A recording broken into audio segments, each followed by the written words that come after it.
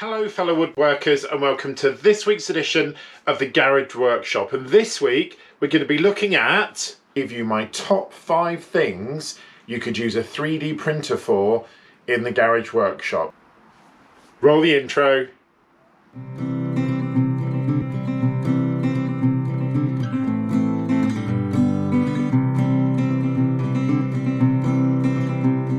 So fellow woodworkers, I've had a really busy week this week. I've been out for a conference and lots of different things have happened in my workplace, and it got to the weekend and I thought I don't want to miss a week and not produce a video. And I've been doing a lot of work with my Bambu A1 3D printer, and I will put a link in the description of this video to my recent video about it. Now before you switch off, this is a very short video. Please stick with it because I'm hoping to give you a little bit of an understanding of why this printer is going to help me a huge amount in the Garage Workshop. So in this week's video, I thought we'd just take a look at my top 5 3D prints for the workshop so far.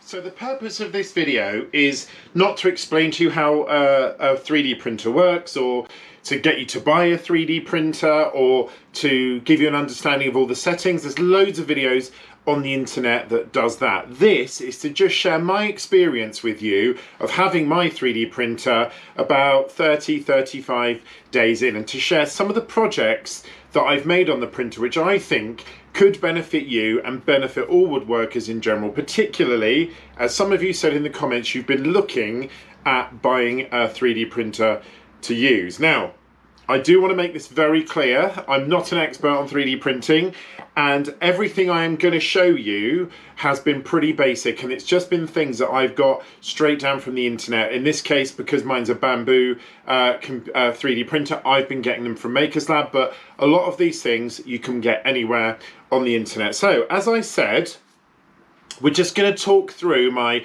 top 5 or so things that I printed on my 3D printer since I've had it. And I've got a couple of little really interesting things to show you at the end. So let's get started with number 1.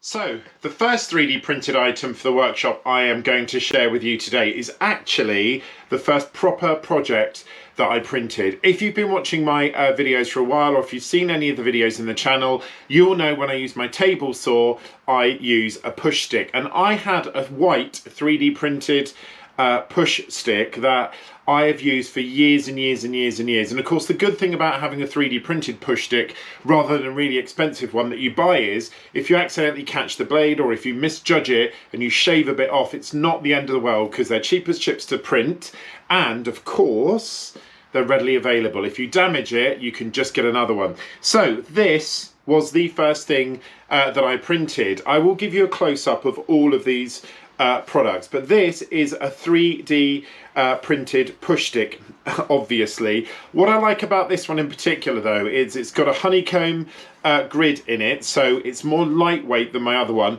My other one was good, but it was quite heavy. This one is nice and lightweight, and this has actually got a better design. My other one, which was sort of more that design, a bit sort of like a saw, was okay, but this is a much better design. I've only used it a couple of times, and I'm very pleased to say it hasn't been damaged. Now, it didn't take much PLA to print this either, and the entire project was finished in just under 4 hours, I think, which sounds like a long time, but in 3D printing terms, not much at all. It is a really nice designed push stick. So that is my first item with my 3D printer, a push stick. The second thing that I'm going to show you today is actually the second project that I printed after my 3D push stick, and it may not look very grand, but this is an adapter for my SHAC dust extractor. Now, I know a couple of people on the channel I think have commented in the past that they've got one of these, and the problem that I have had with it, it comes with a very thick black sort of chunky hose and a very proprietary connector. You can't get the connector off the hose. The hose is really cumbersome. It's very weighty. It's good quality, but it's not easy to change it sort of in and out. So I don't use it. I've actually gone for a thinner, smaller hose attachment, and the hose attachment I've got I had to 3D print myself, and I actually made it on a 3D program called Tinkercad, and I never quite got the circle the right way, because how Tinkercad does it is it essentially does it like a 900 sided shape. This I found on Maker's Lab, and it is a really good adapter. Now I'll give you a little bit of a close-up. Hopefully you can see it there. It fits the SHAC perfectly. The reason I'm not currently using it is this was just printed on standard PLA, and there are different types of PLA for those of you that don't know about laser printer, and there is a type of PLA which is much more flexible, and that's what this needs to be printed out, because although it fits, I would like it to have a little bit more play in it. So definitely a really good project to print, and I probably will end up using it because I'm looking at a different system for dust extraction in the garage workshop, which will be an upcoming video. But it fits absolutely perfectly, really smooth. It took about an hour and a half to print, which was really quick, and it is super strong. And this is the value of having something like a 3D printer. You can either go on the internet and find the file that matches the tool that you have, and if not, you can just literally design it yourself on something like Fusion 360 or Tinkercad. So that is my second 3D print, an adapter for my SHAC dust extractor. Now, fellow woodworkers, my third project that I want to share with you today are these. Now, these, I'm not exactly sure what you would call them. I call them squares. These I use for clamping, and you'll see I've got another set that are very similar to this, a yellow set that have appeared in the garage workshop videos for a long time. These ones I particularly like the design because it's got a hole in it, and you can either screw or attach something through that, and it's also got a thinner gap where you can put clamps. I do use them a lot, and the two that I've got are okay, but they're not 100% dead straight, whereas these two are. They're absolutely brilliant, and I've tested them up against my right-angled carpenter square, which I trust, and they're exactly dead on. They took about 50 minutes to print each one of them, and again, if you went and bought these in a shop, you'd pay considerably a lot more money than it cost to print them. And not only that, you can get them made of metal, but they are really well printed. Inside, the construction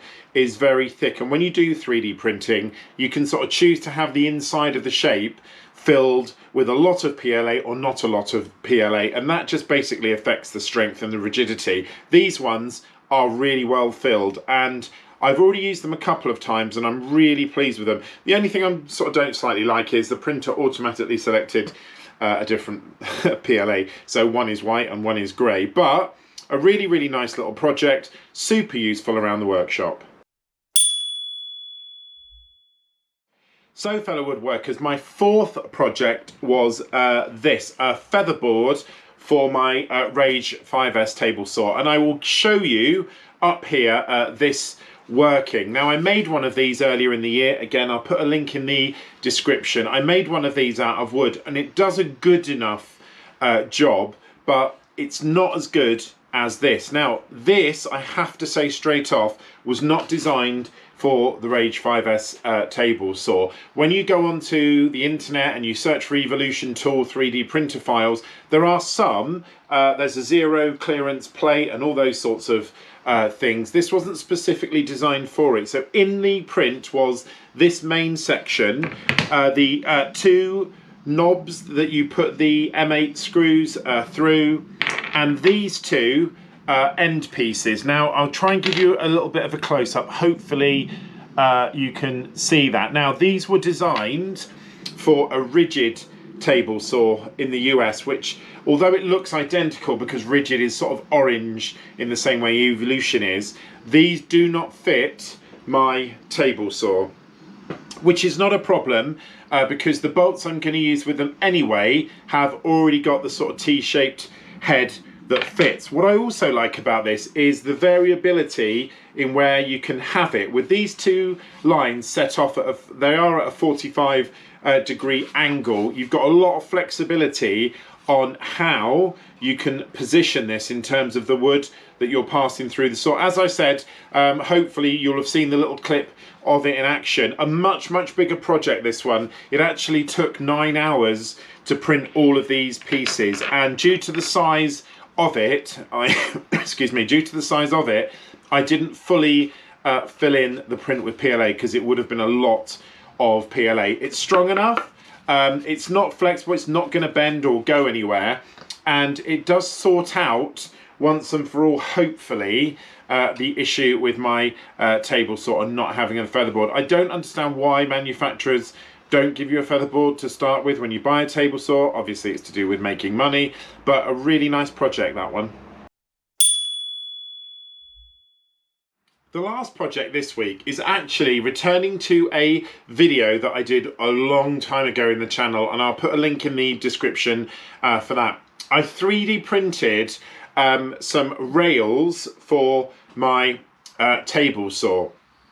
I used a different printer with a much smaller bed capacity, and I had to print them in 2 pieces and sort of join them together like a jigsaw. And as I said in the video at the time, not a very effective way of doing it. But obviously things have changed a lot since I produced that video, and on the Maker Lab website are 3D printable rails for my table saw. Now these ones are specifically designed for my Rage 5S. I'll give you a little bit of a close-up of how well they fit. When I did this video the first time around, the play was ridiculous. The play with these is virtually nothing. They are so good. And in a future video, I'm going to make something using these. So keep your eyes peeled for that. They are absolutely brilliant. Now, the only thing about these that I don't like is they are a little bit more flexible than I would like them to be, and the reason is the infill. When I was printing them, I didn't go for a massive infill to make them too rigid, because to be honest, I wasn't sure how they were going to turn out, whether they were going to be straight, whether they were going to be okay. They are absolutely perfectly straight, and they fit in the table saw like a glove. So a really good printing. Now the only disadvantage, or a disadvantage, as you can see, they're pretty small, and that takes up most of the bed of my 3D printer, so they couldn't really be any longer. Now I don't think that's going to be an issue, and to be honest with you, if I did want something longer, I could always make 2 sets of these and put them sort of end to end like that. As long as I lined them up properly, I don't see it being a problem. But this has solved an issue that I've had for quite a long time, and when I went on to Maker's Lab and saw them, I was super pleased they were there, so I printed them out. Didn't take long to print, but again, I probably should have done the infill, and I might print another set with a bigger, thicker infill so they're a little bit stronger. But really nice. My rails for my Rage 5S table saw. You can use a 3D printer for really important things like this that are going to be used in the workshop all the time, but I also like to print a couple of little, I don't want to say gimmicks, but a couple of little things which aren't going to have a massive impact in the workshop on their own, but just things that I liked the look of. This is the first one. Now, you might well be looking at that thinking it looks like a connector for a garden hose, and you wouldn't be that far wrong. I'll give you a little bit of a close-up. So this is basically a bottle drainer. I made it specifically because I've got a Type Bond bottle that's getting towards the end. It's a standard Type Bond bottle, and when it's run out, I want to add it to my other bottle of Type Bond. So literally all you do is screw one bottle in the end, one bottle in the top, and then it allows you to turn it upside down so the one at the top will drain through and fill the one at the bottom. Now at the moment I've done that with things like a funnel, or I've just rested one on the other and propped it up, but this is specifically designed for it, and I just thought what a fantastic little utility thing to have in the garage workshop. I haven't used it yet, but that is the first one. The second one is my favorite thing of all of these things I printed. so far, and it is one of the most innocuous things that you can ever see. So it looks like this. You may well have worked out what it is. It is a belt clip for a carpenter's pencil. I know, it's insane, and it works so well. When you put the pencil in it, you have to get a pair of pliers to get it out, and it clips really nicely onto your trousers or onto your belt. You literally just put a carpenter's pencil in the end. Does need a bit of a shove down, and there you are. It clips on absolutely perfectly. So in it goes. You can use it anywhere. It'll clip on to anything at all. It's just absolutely brilliant, and it took about 15 minutes to print it, and what a great utility. And I don't know if you've the same as me, I've got about 4 or 5 of these carpenter's pencils on the go at any one time, and obviously you could print as many of these as you wanted, just put them in, and whether it's in the pot or if you're hanging it up, really super useful. I'm really impressed with that. That is the best one, the best print that I've had so far. So fellow woodworkers, that is the end of this week's video, just talking through the projects from the first 30 days of having the Bambu A1 3D printer. Hopefully you found it useful. Please let me know in the comments what you thought of these items, and also if you've got a 3D printer or you've made something on a 3D printer which you think I would benefit from, then drop it in the comments and let me know. Thank you so much for watching. If you are new to the channel, please can ask you to subscribe, like, comment, hit the notification bell so you know when we post new content on the Garage Workshop. If you are a regular subscriber and viewer, thank you so much. Again, let me know what you think on any of the items in the comments. I'll catch you on next week's edition of the Garage Workshop. Take care, fellow woodworkers.